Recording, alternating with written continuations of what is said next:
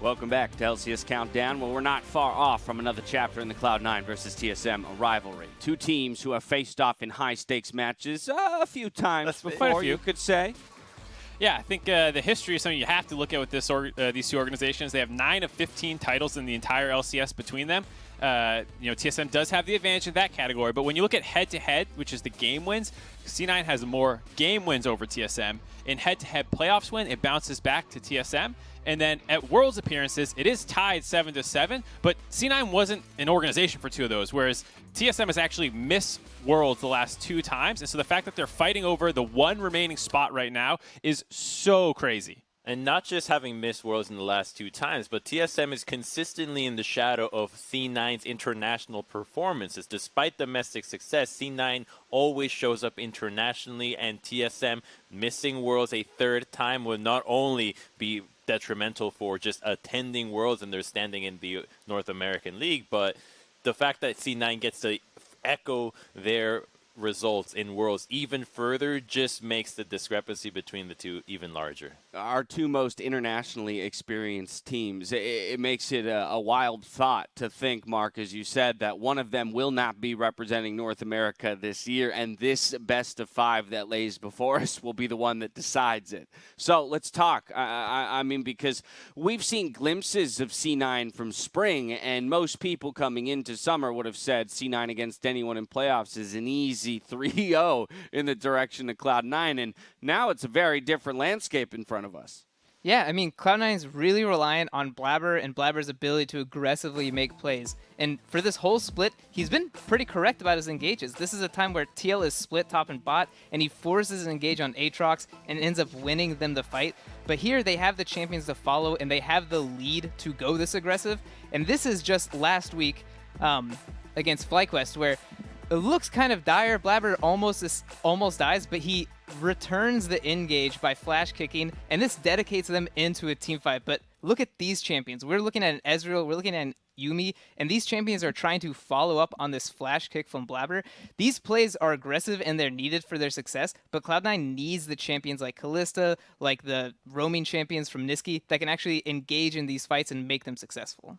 And they need to get past the early game. And it's not just between, 2 minutes until 8, but level 1s are incredibly important. All season long, I've been saying, level 1s, guys, you have to be fighting for this. And FlyQuest showed up in their series against C9, picking on Blaber. And if you've been watching the rest of the world, teams everywhere are making sure that they have a level 1 strategy, whether it's invading, whether it's defending. There's something about going for the early level 1s that just immediately throws any game plan that a team had out the window. It becomes a matter of, from a scripted way of playing the game, oh, here's my jungle route, to you have to improvise. And that can put a lot of junglers out of sync because they're thinking, oh, this is my jungle route. You throw them off guard, and suddenly every other lane that was relying on that jungle path starts falling behind, and it can snowball out of control. So the level 1s are incredibly important to dictate the pace of a series, and also the mental fortitude for a lot of these players. So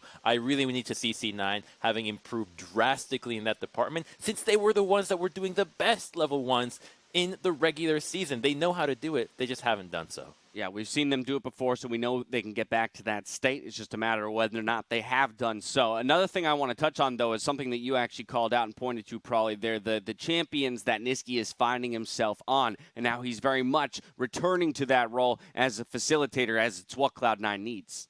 Yeah, and I mean, I'm going to go ahead and say my initial thought when I'm thinking about Nisqy is always going to be like the TF and the Galio, but I do think in this meta now, he can still achieve these successful movements, playing the Zoe, playing the Kali, which he's shown before, and being able to play these kind of assassins.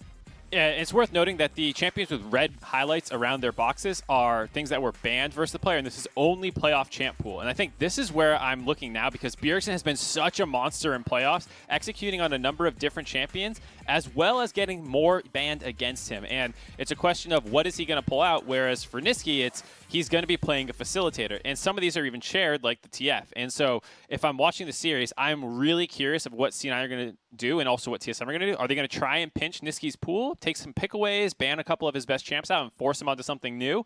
Or are they going to leave it totally open and say, Bjergsen has the better champ pool no matter what, so just leave everything up and we'll let him counterpick however he wants? I actually think you could go even farther and go ahead and start banning your own mid lane champion pools as TSM and banking on the fact that Bjergsen's might be deeper than Nisqy's, and then just take whatever matchup you get out of that one, since Nisqy's champion pool has shown to be somewhat limited with only those 3 TF games and a lot of success on Galio and Zoe.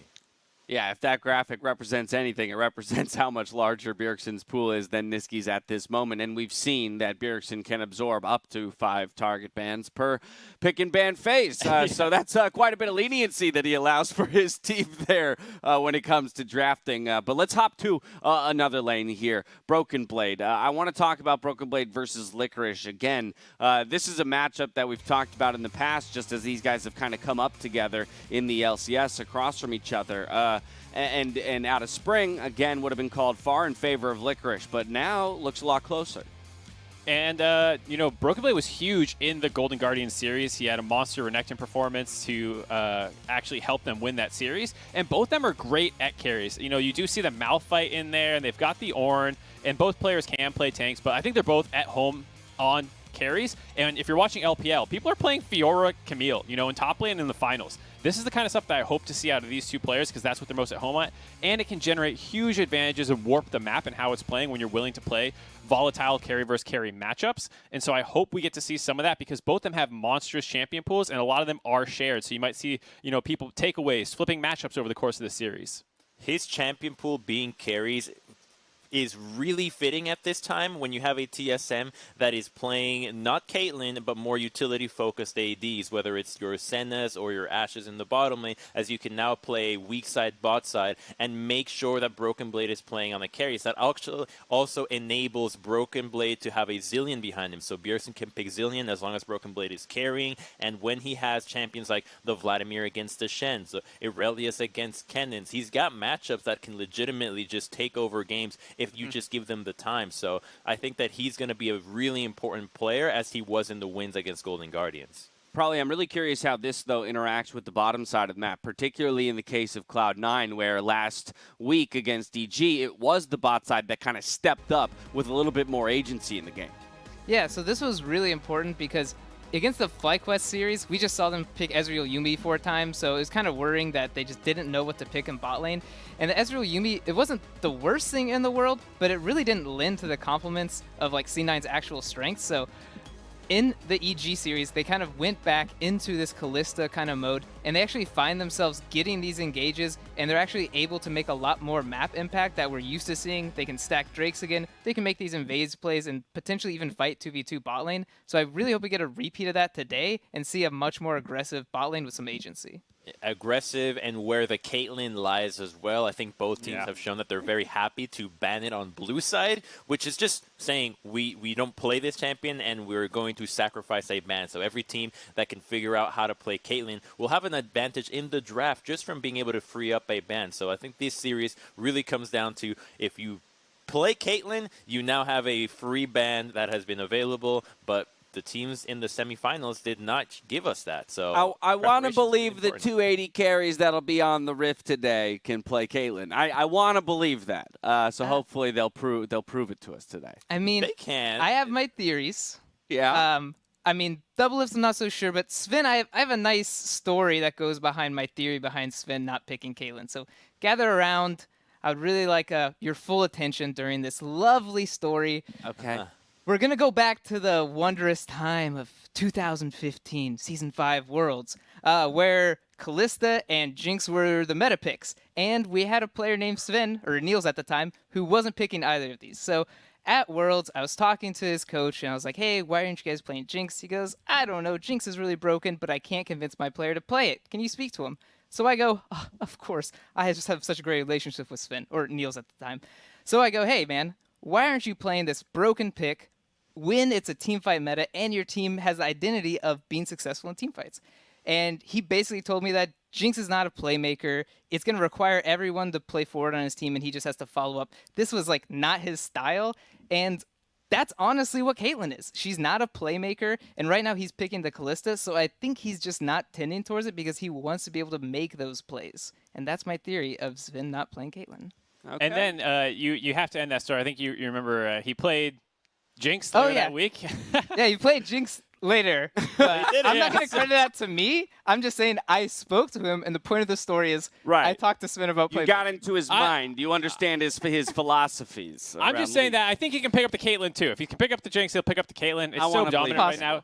97% presence across the world. Both of them should be playing it. Doublelift did play it a little bit against FBI, but he was losing that side of the matchup, and I felt like he lost a little bit of confidence in it. But aside from that tough matchup, I actually think that they played a lot better in the second series, against Golden Guardians than they played in the initial first one. Part of that having to do with Biofrost coming in.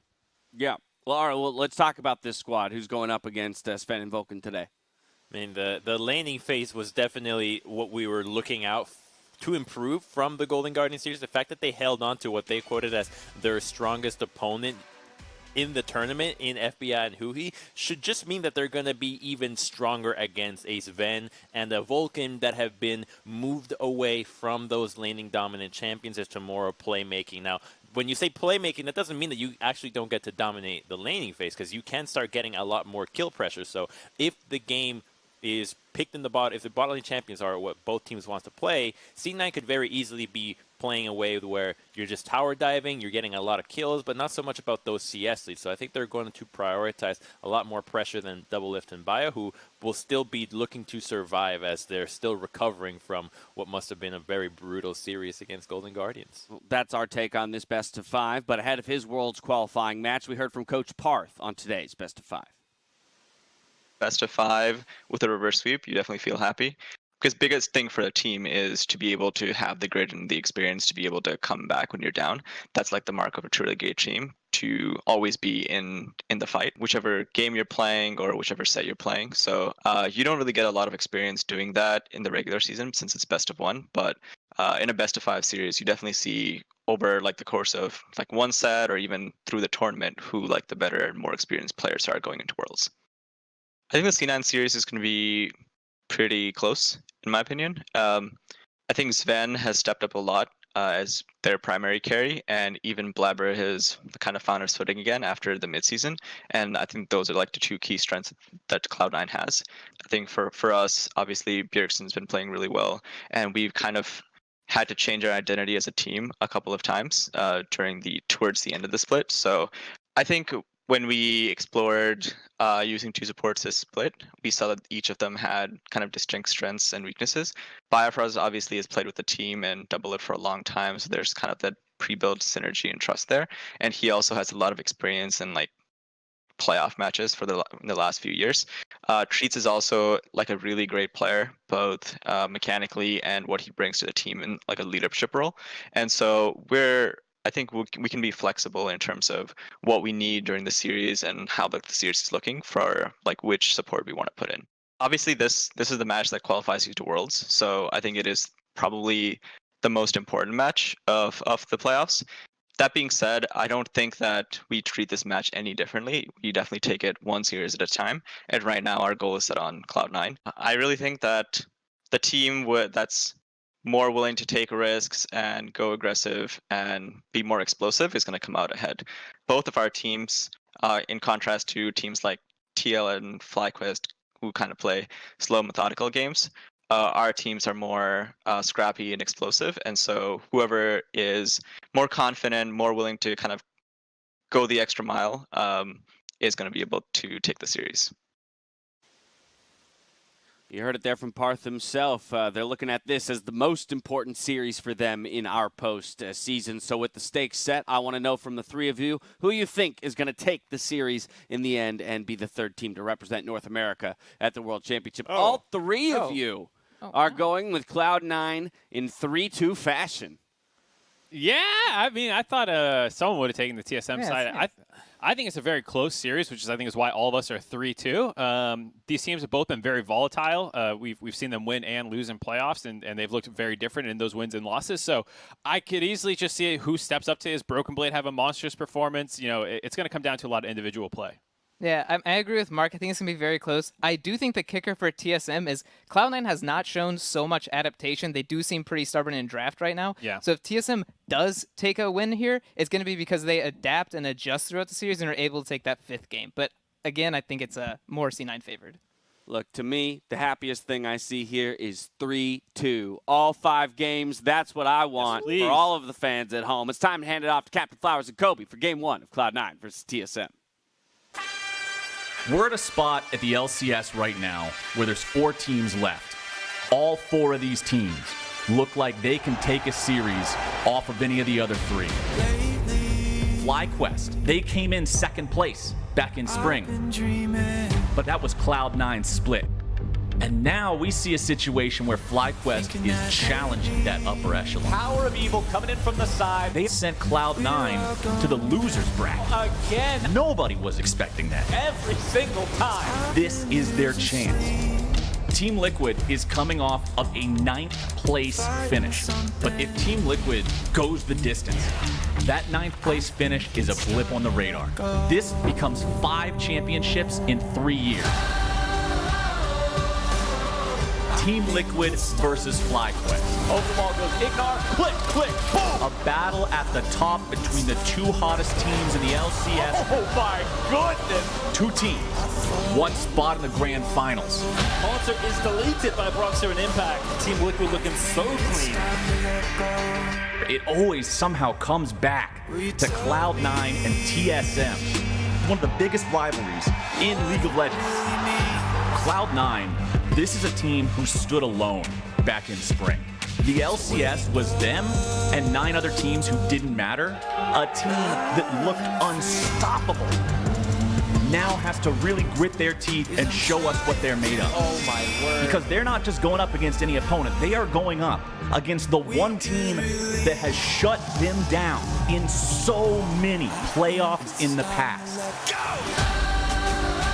If there's ever a time to step up, it's now.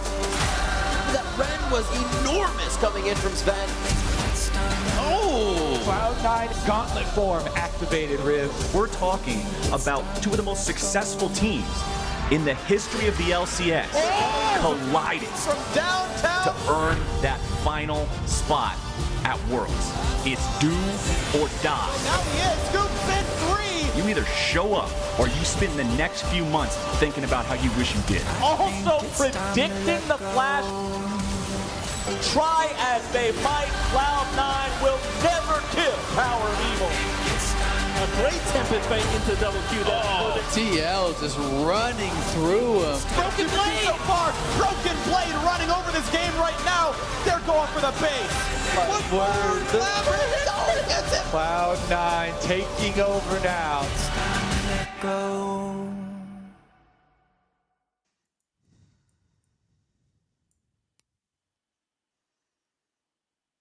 The day has come, the time has arrived. It is time for TSM versus Cloud9.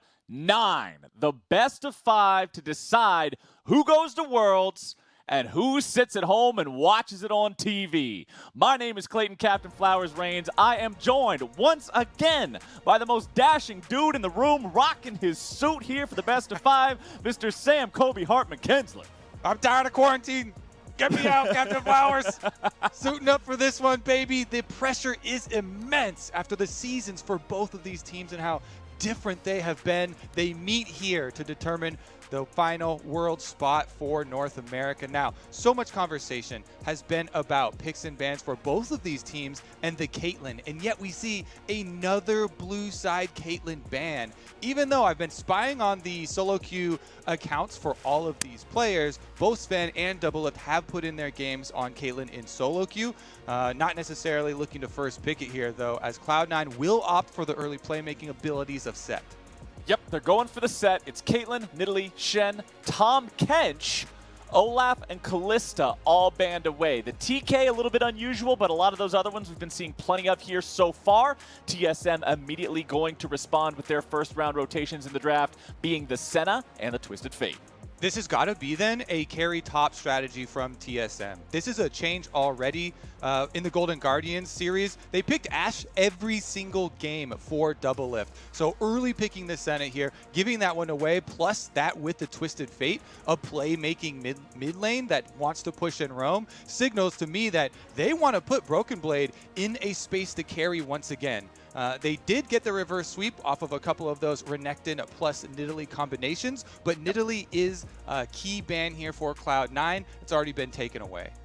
The Jax for Broken Blade, also one that I remember from the series against Golden Guardians, where Broken Blade was able to step up and punish the whole let's ban Bjergsen 5-time strategy that the Golden Guardians were implementing. But Cloud9 will be running Ezreal and Galio this time around. So far, I see a marksman with incredible range and self-peel capabilities, as well as 2 meatballs to dive into the fray and really just start messing up the TSM lines. Meanwhile, on TSM, 3 different range champions with a lot of CC and control capabilities for those melee opponents, as Graves will be the 3rd pick here for TSM. And TSM taking away the Graves, seeing that there is a Galio already locked in for Nisqy for Cloud9, I think is a really big one, because Cloud9 are definitely going to look to put Blaber on one of those more carry-oriented junglers, given that Nisqy is on the classic Cloud9 champion for him, something that can be greatly helpful to an invade jungler. But now with Nidalee banned and Graves taken away by TSM, they're cutting off the most prominent options that Blaber has used, and they're taking away the Ezreal Yuumi that Cloud9 was so infatuated with in their series versus FlyQuest. And even though they didn't get their victories on it with the kind of weaker early lane phase of that duo, it still is a very big mid and late game power spike that TSM want to avoid. Yeah, the 2 champions together can do quite a lot. Obviously, going with the same strategy 4 times in a row didn't pay off for Cloud9 against FlyQuest. Zven also with a few personal mechanical errors in that series, but he will have to have a different lane partner this time around, as Renekton will be the final ban here for Cloud9. And TSM are saving their final pick of the draft for Broken Blade, going in line with exactly what you said earlier, facilitating him to be able to carry. He's got a mid laner with plenty of global potential. He's got a powerful early jungler. Bottom lane's also going to have some engage potential. I'm excited to see what TSM is going to pick for their top laner here. Yeah, and I think that this game is already going to be very high kill counts. Cloud9 for the regular season was, of course, #1 in combined kills per minute. But look at the compositions here. TSM definitely showing a lot of early game power. They lock in the Rakan to allow them to bridge that gap of early game forcing a lot of plays. Rakan plus Twisted Fate, very good at picking people off. And quickly CCing from 100% to 0. But there's that carry jungler I was looking for from Blaber, his Kindred. This is a champion that when I asked him back in the beginning of summer, when Cloud9 were still dominating the LCS, what is a champion that he has not played yet that he loves most? And his answer was Kindred. He has played so much of this champion in solo queue and dominated in North American solo queue. I'm super excited to see what Cloud9 can do in the early stages versus what TSM are showing here, baby. That Lucian solo lane has been gaining so much popularity and is a very, very offensive lane. Now, Cloud9 have a lot of tools to disengage and protect themselves with if they're initiated on. When you look at a Galio ultimate, a Kindred ultimate, Braum ultimate, all these tools.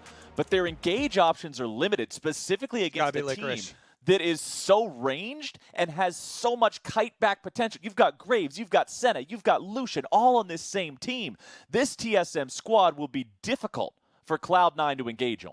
And it's got to be Licorice playing the flanks. He has to be very, very good about working around the vision of TSM, because Sett's ultimate is the key that could bring that all together. Sett and Galio, that is a dream combination if you get the good setup, if you're able to position yourself for a good angle onto an opponent to dunk into the rest of the team. That's going to be what they're hoping for. That plus, Kindred ultimate going down can also buy time for that big knockup. Well, with Champion Select complete, let's waste no more time and send things over to Summoner's Rift for Game 1 of this playoff match.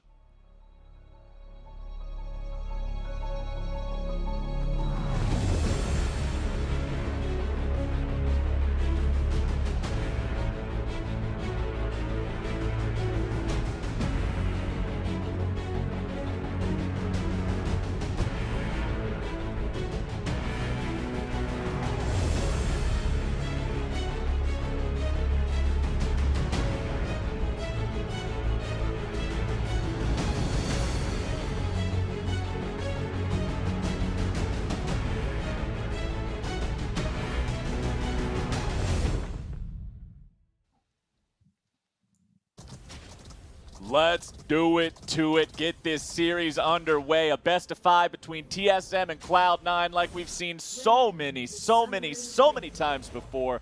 You talked about it during Countdown when they checked in with us there at the beginning of things, Kobe, just how many times these two teams have played against each other and met each other in a best of 5s in playoffs here in North America.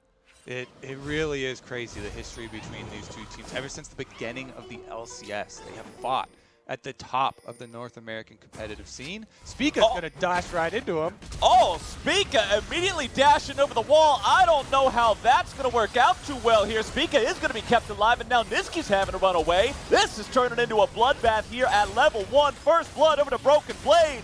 The only thing better than top lane Lucian in a 1v1 is top lane Lucian in a 1v1 with 400 free gold. TSM are on the board. The Analyst S wanted level 1s, Captain Flowers. I am not sure that's exactly what they wanted, but man, Spica jumps over, dashes into the brush. Gotta be a little surprising to see that many Cloud9 members there waiting for him, and yet TSM are able to defend him as he walks his way out, even with the taunt coming through from Nisqy and the flash. TSM get the first blood. They get their Graves off of to a bottom side start. Here's another look at it. TSM are like, all right, here's the plan, Spica. Look juicy.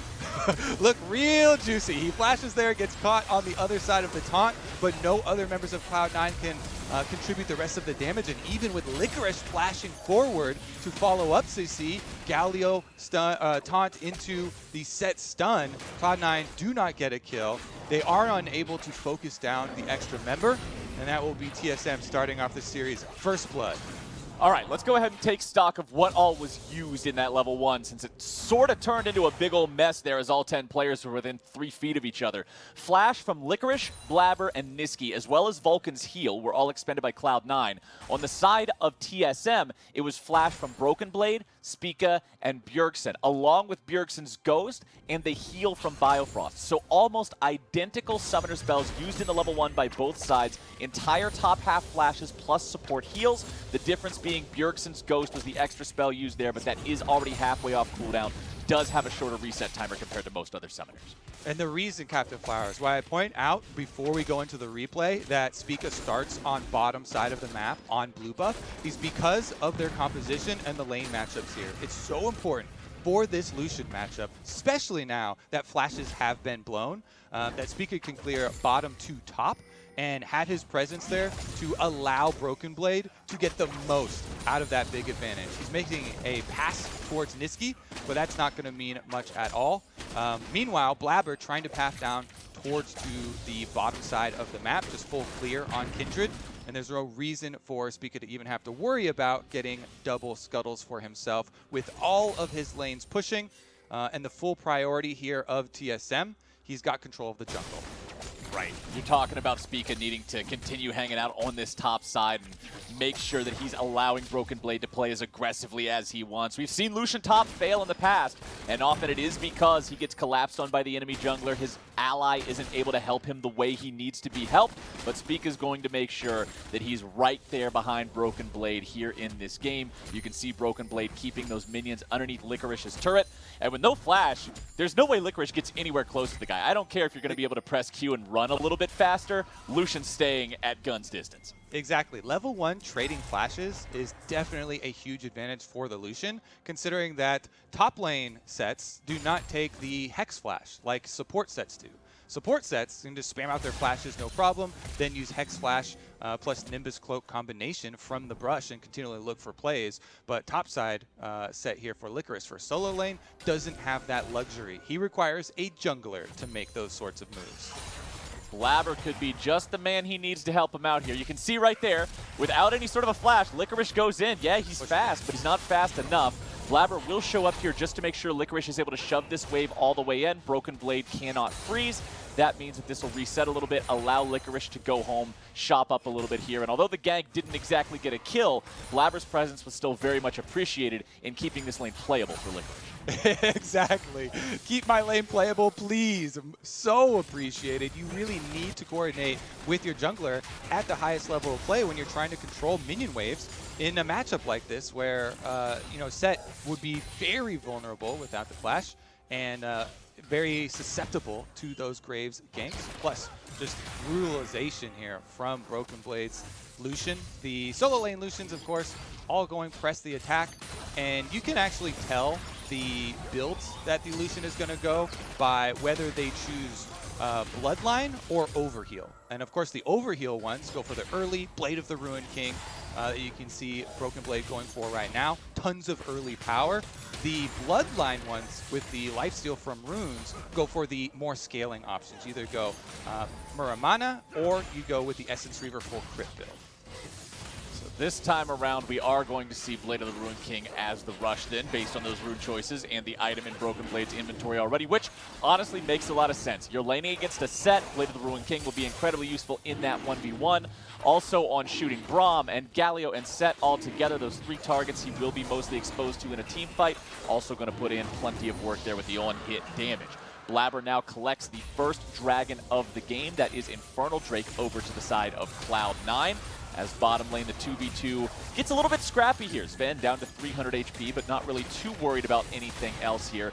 Doublelift and Biofrost doing a good job in this 2v2, and I think specifically a lot of TSM fans are looking at this duo to step up here in this series, because part of the reason that TSM had to reverse sweep against Golden Guardians, part of the reason that TSM got 3-0'd by them in the first round of playoffs to begin with, is Doublelift and Biofrost not being able to measure up to the standard that FBI and who he were setting. So I think Doublelift fans in particular are looking for this dude to really, really show up against Cloud9 here when it mattered most. Yeah, and Doublelift had such nice words to say about FBI after that series. He also added in that he thought it was going to be easier versus Cloud9 because he is more comfortable playing versus Zven and it won't be as oppressive. So we shall see if that actually comes true on the Rift.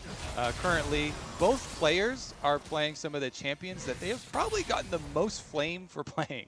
Doublelift Senna, you know, a big part of the Team Liquid downfall and flame there. Everybody really focused on when it first became meta. And for Zven, his Ezreal, you know, even recently, as well as on the finals stage there, both of them have received criticism for these champs. But the fact that they're willing to go back to them, they do not give up, they do not take that to heart, and they know that they can put in the work to perform on the biggest stage with these champs. Top side, though, it's going to be a start from Licorice into Galio ult. Well, there we go. Bringing in all the backup here as Broken Blade tries to get away, but there is no way out. Licorice calls in the cavalry, and Cloud9 will tie this game up 1-1. And this is why, Captain Flowers, there were 2 champions that Cloud9 said they mean business when they pick them. This was back in the beginning of summer. They said Galio and Kalista, the big guns. Here we go, though. Twisted Fate for TSM. Well, the guns have already been fired off in the top lane, and now TSM is striking back. Blaber is already out of this fight, and Spica is leading the charge into the remaining Cloud9 lines, but Licorice packed a wallop. Sends Spica right back to the spawn platform. Nisqy going to be taken down there by Broken Blade. Absolute bloodbath here in the top side as we're going to have bodies traded back and forth, but it's TSM who are able to secure themselves that Rift Herald. They'll pick that one up. Jungler dead means the eye has to be picked up by someone else. They put it on Bjergsen. He has the easiest time getting around the map, dropping it where it needs to be. Oh, anything you can do, I can do better, Captain Flowers. You can roam from mid lane and pick off the jungler. So can I. Bjergsen teleports in with the Twisted Fate, and Biofrost goes to lock up Blaber before Blaber can use his ult. Nisqy gets the big taunt here, and Licorice is able to pick up the counter kill onto the TSM jungler, but he dies after flashing over the wall anyways, and with the Rift Herald in hand for Bjergsen, this can be the determining factor in 2 mid laners that both want to push and roam. Plus, Bjergsen will be able to get full gold from a Rift Herald activation. Well, here we go. Vulcan starting things off in the 2v2. Opens up with the Glacial Fissure. However, Doublelift's flash is used there to escape the True Shot Barrage, make it so Cloud9 is not confident to follow that up and go for the true all-in. But Doublelift will now go ahead, go all the way back to base, pick up that Mana Moon so he can start charging that faster and faster towards the Muramana evolution. All right, let's see. Broken Blade also completing the Blade of the Ruined King. to his namesake there for Lucian. So this is going to be a pretty big power spike for the top side. Licorice thankfully did get to his Bramble Vest, rushing that very quickly, which is super necessary in the matchup as you need to do something about cutting that healing that he's going to get from the Blade of the Ruined King. And actually, Broken Blade did not go overheal in this matchup, which is usually the case for the Blade of the Ruined King starts, but opted for the Presence of Mind instead. That option allows you to get so much mana back after contributing to getting the extra levels that you can push the wave after getting a kill. Broken Blade is very scary on this Lucian now. You mentioned how Nisqy used the flash and died afterwards in the last fight. Broken Blade also telling a similar story when Cloud9 collapsed on him in a 3v1 to begin with. So solo laners on both teams missing some flashes right now. Only Bjergsen still has his up and ready to go. Speaking of that, he's going to drop the Rift Herald here in the mid lane and see if they can make some money off of this mid lane tier 1 turret. A couple more shots will be able to take down that 4th plate, but Nisqy's doing his best to try to defend it, but his best's only going to put him in the dirt. Cloud9 will lose their mid laner and 4.5 plates off their mid lane turret. And the early game focus here for TSM is paying off in spades with the Rift Herald used, getting the plates, turning into a dragon start here. Nisqy, 14 seconds left on his revival, and he does have Galio ultimate, but TSM should be able to finish up the objective before he gets back up. This TSM is looking like the team that was playing for the last 3 games against their series against Golden Guardians. It looks like they managed to get out some of the wrinkles, fix some of the issues there, and not put themselves in the same sort of bad spots they found themselves against Golden Guardians with. This squad is up to a 2,000 gold lead already. They're tied in the Drake count. It is going to be a Mountain Soul this game, so every Drake from this point forward will be those Mountain Drakes spawning, and things are going really nicely for TSM in the first 12 minutes. All right, splitting dragons here. Might put a little bit delay on the plan for Souls as Cloud9 was able to get the Infernal one, but TSM's focus on the early game still should remain similar here. Bjergsen's able to get to a pretty early Rod of Ages off of the Rift Herald money plus the 4 assists from the Rift Herald play itself. And with the early boots of swiftness, now it's up to Cloud9 to ward around this mid lane. Constantly you have to put wards on both sides to see which side the TF is hugging to, because honestly, both sides of the map are options for TSM. They've kept open both sides here. Broken Blade tries to keep up the pressure on Licorice, and Biofrost with flash on Rakan, definitely available or going for one of those big picks.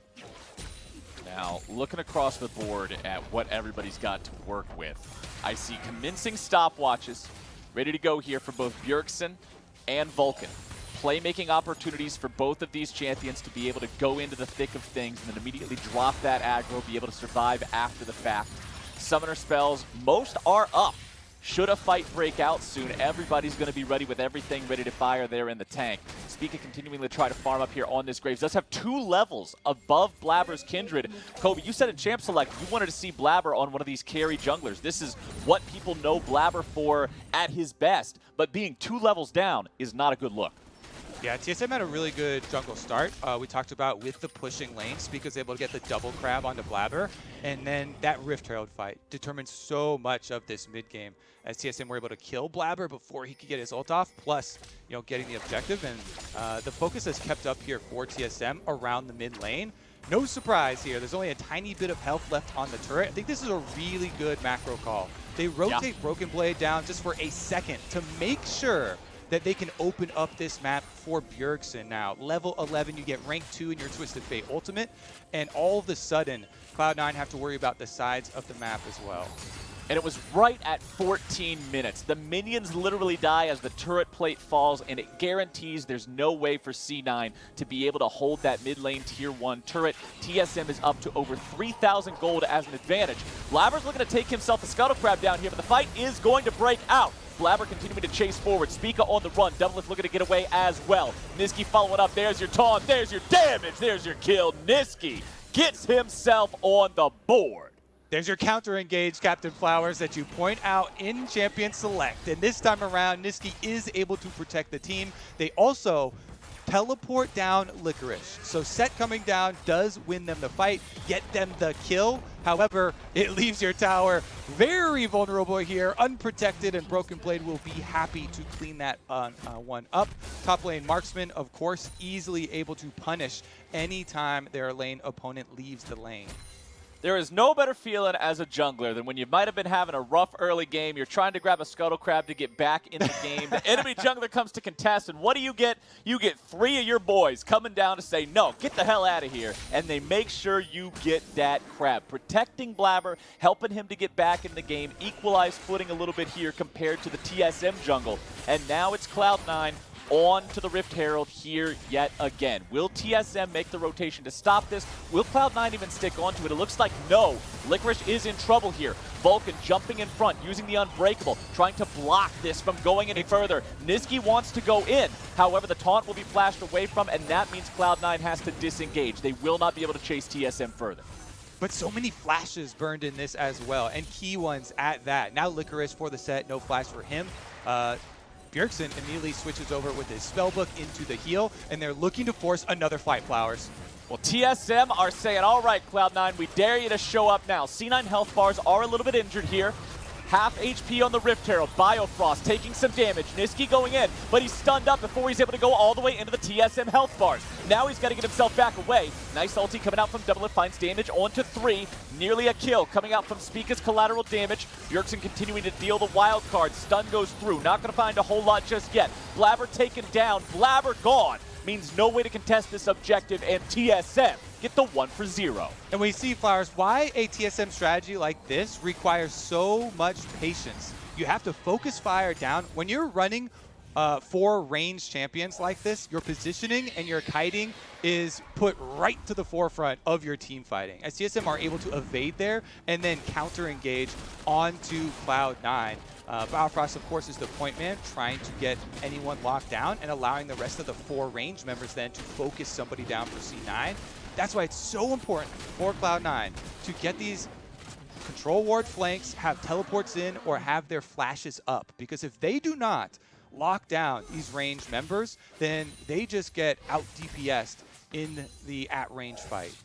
And man, what a reward for that 1 kill that shows up here for TSM. Not only will they get Rift Herald number 2, this team will also acquire themselves the 3rd Drake of the game, that first Mountain Drake that either side has been able to acquire, puts them at 2 Drakes total, so getting neutral objectives on both halves of the map thanks to a single kill. TSM, once again, their macro play has the proper timings to give them rewards for the small victories that they're having against Cloud9. Yeah, and even though Cloud9 got the first dragon, TSM have been pretty quick with the 2 consecutive ones after that, so moving towards Soul Point for themselves. Now, I will say, from Cloud9's perspective, they know that if a TSM strategy like this collapses, it collapses in a big way. If you can get that team fight without them being able to scatter and being able to kite out of your crowd control combination here, then Cloud9 can make a huge, huge comeback in this game and gain a lot of this standing gold very quickly. The outer towers are all still available, so when we look at the scoreboard and you see all this money, remember that the outer towers, being very valuable, have a lot of gold that if you win that team fight, if you jump onto the ranged members and you can cause a collapse from the side of TSM, then your rewards will be huge. Cloud9 will continue just trying to defend for now, allowing themselves to scale up, seeing if maybe they can get to that point you're talking about where they can just catch TSM out, get the chain CC, like what we saw Nisqy able to do near the enemy blue buff when they did fight over that crab. Nisqy charging up the taunt, but considering he's on top of a ward, there's no chance that he's Ward going to get saves lives, Captain Flowers. Wards definitely save lives. If any of y'all out there watching right now have a friend that doesn't want to buy wards because they don't do damage, just show them that clip, because otherwise that would have been 300 gold in the pocket of Cloud9. But C9 still down about 5,000 here, 19.5 minutes into the game. Zven is scaling up here on the Ezreal, almost has the Iceborne Gauntlet completed. However, Iceborne Gauntlet's one of those items that you look at it, and if you're playing against a melee champion, a champion that has a difficult time gap closing to begin with, yeah, it's very useful. Helps you kite them away, keeps them at bay, really good stuff. But when you're already up against a team that's going to be trying to maintain as much range as possible, feels like you don't get quite the same amount of effect out of it. Yeah, I do like it though still because he wants to also offensively add slows for Licorice and Nisqy to be able to get their combinations off. So I could definitely see it. Plus, there's so much attack damage on TSM's lineup here, right? With Graves and Lucian also being some of the shorter range marksmen, and Senna still stacking up for the extra range there. He can definitely get a lot of value out of the slow and out of the armor in this game if he's able to position well and also try and help the teammates in their objectives for the team fight. Rift Herald number 2 activated down mid lane though. Smart by TSM to keep Bjergsen splitting on top side until they absolutely need him to pop the Twisted Fate ultimate. He can join at a later time. Well, that Shelly didn't get a whole lot. I mean, 75% of the HP on the tier 2 turret, but it's not like there's plate money available for that. It's not like you were actually able to knock it down. So TSM, you get paid for overtime, you get 1 charge. Yep. You just kind of drop it, say, all right, cool, we'll take that, then walk back away. We're starting to see those 2-item power spikes come along for a lot of different players here. You've got the Essence Reaver done for Broken Blade. Lich Bane completed for Bjergsen. He's also about to hit the 10th stack there on Rod of Ages. Also, QSS completed for Biofrost, making sure that when he jumps in, he's not just going to get immediately CC'd and controlled by a Nisqy taunt, and that he can get back out after things are taken care of there. And now, it's a key part. It's a key part of their strategy because, as we mentioned, it's 4 DPS, 4 range DPS that are trying to focus fire, and who's going to be able to set them up for it? It has to either be a gold card or it has to be Biofrost because Senna's Snare is actually pretty difficult to land as the first form of CC. Much easier to get that lightning quick engage from a Rakan or a Bjergsen teleport in to lock someone down and then try and layer the ensuing skill shots. And here's Biofrost sneaking around, looking for the big flank. They're going to go for it. This could be tragedy here for Cloud9. Biofrost able to find the initiation onto Vulcan alone, but Nisqy's going to be entering now with the Galio. Ulti comes down, Blaber at half HP. Teleport also brings Licorice into the fray. Biofrost has no flash, no ulti, half HP. The Dragon will be live here in 6 seconds. If TSM gets it, they bring themselves to Soul Point and will force a Dragon contest from Cloud9 for the rest of the game. C9 trying to prevent that, immediately going to start the Dragon up, but TSM do not want to concede this objective. Spica is still ready. Flash available, Smite available. Dragon down to 1500. Nisqy looking to go for the flash play. There you go, there's your engage. Goodbye, Bjergsen. Cloud9 will pick the enemy mid laner. They will take the Drake, tie that count up at 2-2. Broken Blade still hanging around, looking for maybe a chance to go in on the flank here. But 1 versus 5 isn't good odds. They'll walk away from that one, and Cloud9 find themselves a nice mid-game win. Ooh, we are still in it, Captain Flowers. Nisqy casts a wide net here on the Galio. And even though Spica is able to flash away, Doublelift flashes, that's 2 flashes for TSM, kiting away in that scatter that we talked about, trying to kite for themselves. He does catch Bjergsen, and just catching 1 is enough to earn them Dragon number 2. Now the hopes of TSM's early soul are getting very far out of reach, and Cloud9 starting to make their comeback.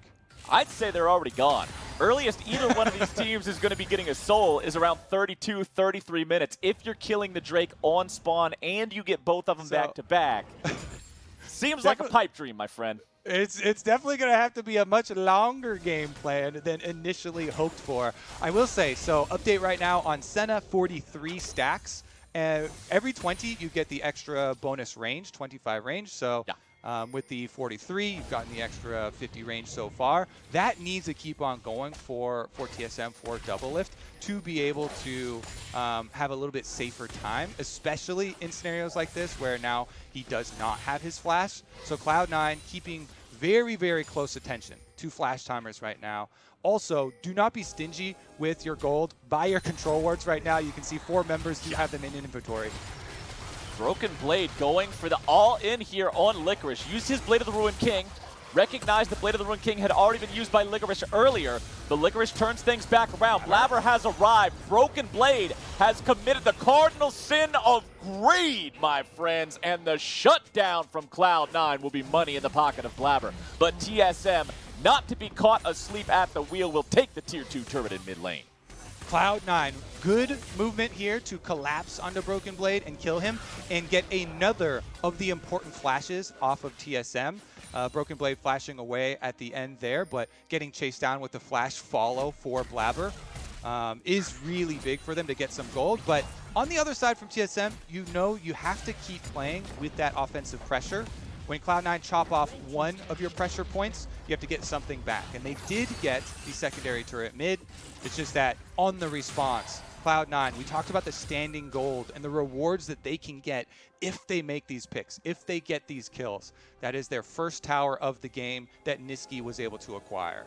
Yeah, 25 minutes in for the first turret take from Cloud9. And when you look at the fact that all 3 lanes, as well as the jungle of TSM, are ranged champions, I mean, it makes sense. It's very difficult to push and not be able to just get anything done when your opponents are constantly clearing those waves out. But Blaber is 3-2-1 now after the rough early game that he had. He's got a QSS ready to go, so he's also not going to be immediately caught out and just killed by a Rakan initiation or a gold card. C9 has 2 of their frontline players hanging out in this brush right here. Now they're going in for the wombo combo. Doublelift is going to be taunted up there, takes some damage. Isn't going to be dead here quite yet. Biofrost trying to get away. Bjergsen coming in from the side. Gold card tossed out. Blaber with the QSS continues the engage, but now has to back away. Collateral damage goes through, and Blaber is down to 1/4 HP. I have to retreat after that one. They do have vision of them as well, and Bjergsen Twisted Fate ultimate is up. Bjerg could go in here for the kill onto Blaber. Lamb's Respite keeps him alive. Heroic entrance from Galio also used. Remember, Spica has no ulti, already used that one earlier. TSM continuing to push forward here, knowing that Blaber is so hurt. Now the pings are down onto the Baron. TSM says enemy jungler can't contest. Go, go, go, go, go, go, go, go, go. Yeah, the ultimates are all down now for Cloud9. So TSM trying to get the fight while they have the cooldown advantage. Zven walking in. Oh, Biofrost going to find a phase check in there, and Zven is killed. Biofrost taking the kill credit for it as the TP comes in. Broken Blade going to be joining this fight. Nisqy goes back in looking to find a 3-man taunt, but now he's going to be killed off instead. Bjergsen is there. Bjergsen's got the kill onto Blaber, and a face check from Zven, a punish from Biofrost, leads to a Baron for TSM. Flowers, the Cloud9 fans just yelling out again. It's Zven's Ezreal checking into Baron area brush. He gets locked up again. He gets taken down on one of the most mobile carries. I gotta check because right now there's a Scryer's Orb up for Licorice. We'll have to look at the replay to see if that was up and in position to be used for a check for Cloud9. But that is Baron now in the hands of TSM. And with a composition that you have to play with so much precision, so much offensive power, but so little defensive power, the Baron just is your dream scenario. Already they can send Bjergsen up to the top tower while pushing down mid. Here's another look at it. Sett was on the bottom side of the map. Okay, so Licorice does have a Scryer's Orb, but he's all the way down on the bottom side, would not be able to use it. And Cloud9 feeling so pressured that they had to check in on there. TSM, though, they did make the turn, getting the extra kills with nobody going down. That is just such a dream scenario. Now it's definitely blown wide open as TSM were able to make the perfect turn after drawing out those Cloud9 cooldowns earlier with the Twisted Fate from Bjergsen. TSM fans have to be happy about the state of this game now. 8,000 gold lead, 28 minutes into this game. Baron up on this team that is so difficult to engage on unless Cloud9 can find some sort of a flank. Licorice, that really only engage tool for C9, still has to wait over 2.5 minutes to get that flash up and ready to go again. And TSM has 90 seconds more that they're able to push here with this Baron buff. They only have one turret left outside the Cloud9 base to take. It is this bottom lane tier 2. Should be able to fell that one with just the damage from the minions. And now TSM still has a little over a minute here to work on trying to break the inhibitor turret line. All right, Baron working its magic right now. All 3 lanes here for TSM. And they can try and sync up a little bit with the minion waves. Bjergsen here, you can see he's waiting a long time. He's not hard pushing these. Broken Blade on the top side with the Lucian, though, has a few more minions to try and build up before they get them to crash at the same time. And now comes the mid wave. Pretty well synced up, honestly, for TSM. They get all 3 in, and they get the damage on the towers. That's some good coordination. Yeah, the three-prong push manages to get half of the HP on the bottom lane tier 3 turret, takes down the mid lane inhibitor turret, and now even once Baron wears away, TSM will have a clear path into the Cloud9 base. C9 have lost 2 inhib turrets now as the bottom one falls. Top lane turret under half HP, inhibitors now under siege. TSM is playing this game with fangs bared. They are not willing to walk away and just reset this one for later. They are going for the throat. Nisqy finds a taunt onto Bjergsen, but with nobody else nearby, it's not like there's any kill potential there. Spica with a dash back over the wall to make sure he stays safe. Still 2 seconds left on Baron buff, but those are expiring as the minions collide into the inhibitors here yet again. Licorice goes for the play onto Broken Blade, who tries to use the flash to get away. He makes it a 1-for-1. And honestly, that alone will provide the chance for TSM to continue causing a ruckus here in the other end of the base. Yeah, I mean, even though they do get a kill, it's heartbreaking for Cloud9 to watch as yet again Blaber gets bursted down, does not get his Kindred ult off. It is a hard decision because you are trying to finish Lucian before ulting so that you don't ult Lucian and save his life, but you know, you got to err on the side of caution here since they had 3 members there and should be able to get him in the aftermath. Blaber does give up the counter kill, and TSM, that whole time, there's no way that Cloud9 sent 3 members at killing Broken Blade and TSM don't get the bottom inhibitor. They knew they're giving that objective up when they go for the kill to try and cut off at least one of the lanes of pressure. But TSM, they do their work. Now it's 2 inhibitors down for them, and they have to keep up the pressure. What a promising first game here for TSM going up against Cloud9. Nearly a 10,000 gold lead now. They do have to be mindful of the Drakes. If they make a mistake and somebody gets picked right before a Drake spawn, Cloud9 do have only one more Drake they need to collect before they can acquire that Mountain Soul for themselves.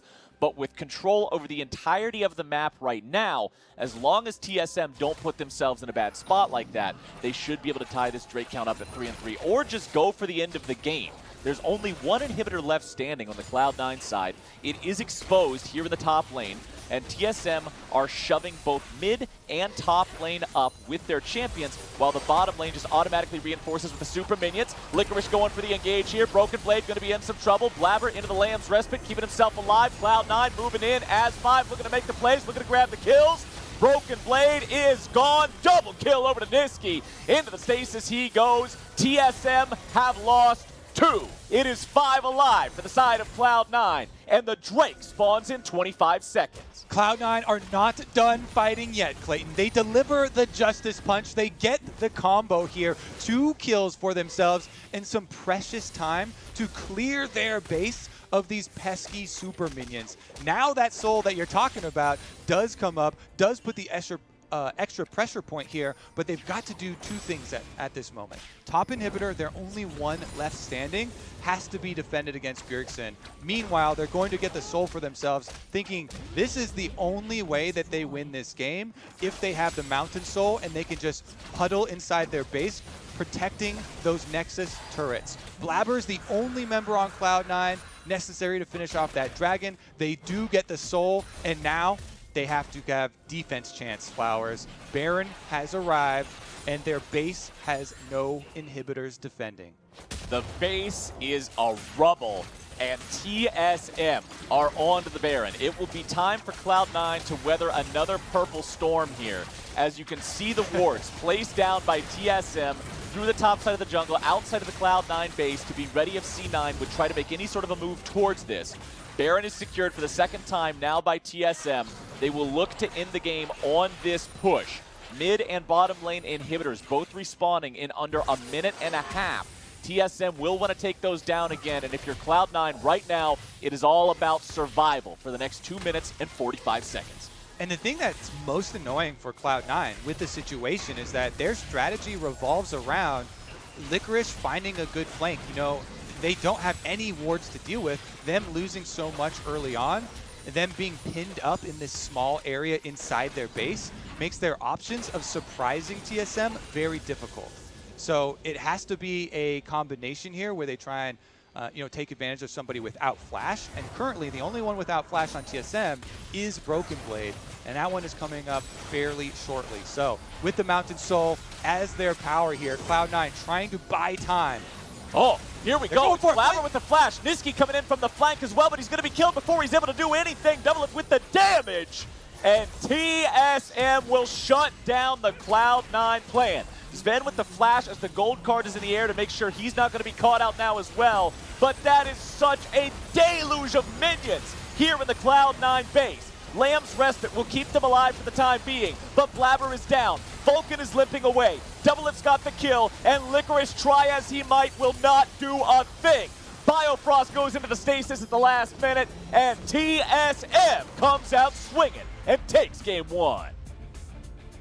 Now that was an impressive win from TSM because their strategy revolves so much around this offensive power, and it really just makes it a very high barrier of execution for this composition.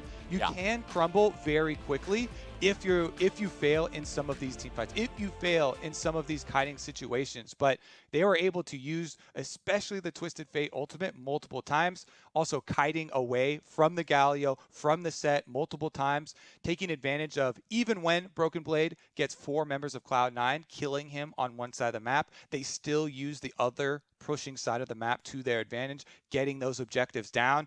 Definitely a fun start to the series, Captain Flower. Super excited to see how this draft plays out. Yeah, the draft in particular, man. 4 ranged champions into an engaged, starved enemy composition.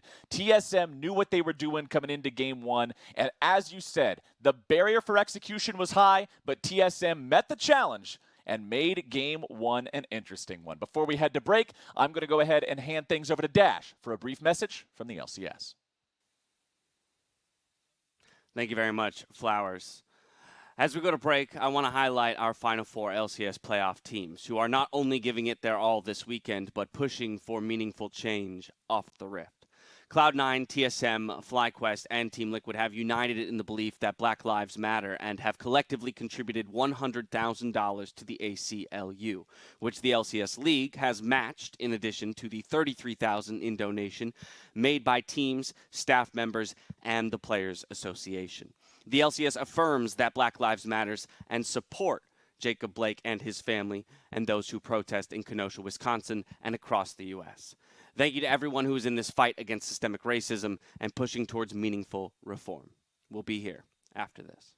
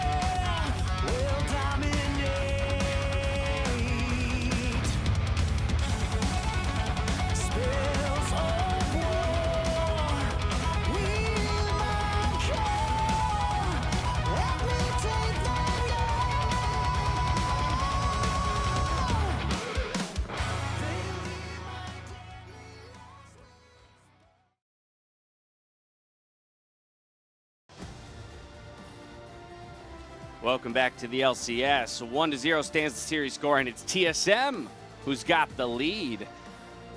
An impressive victory in the face of a Dragon Soul, gents, but I want to start in Champion Select because TSM went the route that we typically don't recommend for teams looking to win, and that's to go 5 range on one side of the rift. It's not recommended because of how difficult it tends to be to execute, finding team fight and disengaging, but they did a very good job at disengaging. And looking at the draft, the things that stood out were what we were highlighting earlier. Still, C9 does not play Caitlyn, banning it out on blue side, big disadvantage for them. But what was interesting was C9 ended up with no priority lanes. There's no lane that is actually getting the shove against any of TSM's counterparts. So it's a lot harder to play Kindred, a lot harder to search for those marks and start getting the ball rolling, and so much easier in this what should be a difficult to execute composition out of TSM to get past the early game, to start getting those leads in CS, and then transition to a position where they're so ahead. I think also the mid lane and top lane, we were talking about them in the countdown a little bit about how good the champ pools are for TSM solo lanes, and they show it here. I mean, Bjergsen just takes away the TF, not punished at all for just early picking that. And then same with the last pick, they utilized red side super well by actually hard countering and taking a volatile matchup. I mean, I'll say on the defense of C9, I actually like their draft. It was a bit different than they normally do because it's a bit slower of the early game. Their advantage does lie in the Galio versus TF matchup. Galio is just a great pick into it. It can out team fight it, and it can match all of its roams early game. Its lane is actually fine. So I think, yeah, what Mark said is pretty correct. The fact that TSM had 4 ranged, so I think C9 went, all right, we can do a tank top because it'll probably be a tank versus tank matchup. But TSM abused the red side and went for a full range. They picked the Lucian, and I think the Lucian pick is what screwed up C9's draft, where now they have a lot of losing lanes, and now they're not able to get Kindred through the early game, where you saw she had 0 marks for such a long time. But I think the idea behind it is okay, but I think it's going to be more successful of a draft if they're the ones on red side. Yeah, C9 perhaps. Oh, go ahead, Crumb. Sorry. The Lucian pick should not be a surprise coming into the playoffs. All year long, LPL top teams, whatever they pick, spills over into other regions, and some of their best teams have been just blinding Lucian in mid and the top lane, counter pick, whatever it is. They're playing Lucian and they're obliterating teams with it. So moving forward, if Broken Blade already showed it, they have to keep in mind that they're going to be able to flex this into the mid lane, into whatever AP carry junglers they want, and it's a very strong champion right now. We even did a patch breakdown when it got buffed. We're like, hey, it's going to go into the solo lanes, guys. Watch out. It's only happening now. Yeah, well, if they got caught off guard by it this first time, like you said, Crumbs, can't let it happen again, because it very much was the TSM solo laners, both Bjergsen and Broken Blade, that got TSM off to that early lead. Calculated level 1, shift over the wall. Oh my god, there's 5 people. Just kidding. Bait them into killing themselves. Just like they drew it up on the playbook. It was a nice reaction, though, by TSM to go and collapse. And the fact that the Ezreal and Braum couldn't actually get over the wall and get a bunch of stacks off, that's why Braum's usually so brutal in level 1s, but he was kind of isolated from the play. They then used that first blood onto Broken Blade to snowball a lot of folks on the top side and explode the game open through playmaking around the Rift Herald. See, Spica just knows that Graves' dash gets armor when you dash into the enemy. Yeah. So he's just maximizing the double armor boost. There it is, the true level 1 strats. No, but in reality, this mid lane here, it fell apart pretty quickly. And I got to look at Nisqy's performance somewhat critically on the Galio here. A number of times looking for engages and then just, seemingly dying before there's any ability to follow up. I mean, yeah, Nisqy took the Predator rune, which I think is okay, into the Twisted Fate because you just don't need the Aftershock for the laning phase. But the way he's playing teamfights, he's their first one in. He's doing all this AoE CC. He does need that survivability that he just didn't have. It's just so hard when it's 5 range, right? Like your range of taunt is not longer than the range of the carries that TSM has. So I think the Galio pick was hard to pull off with what TSM drafted, and they did a really good job disengaging. There was a ton of fights where they were trying to get in on whoever it was from Cloud9. They saw that the TPs were coming through, and they immediately just backed off, trying to bide their time, knowing that eventually their range would be the defining factor in the team fights.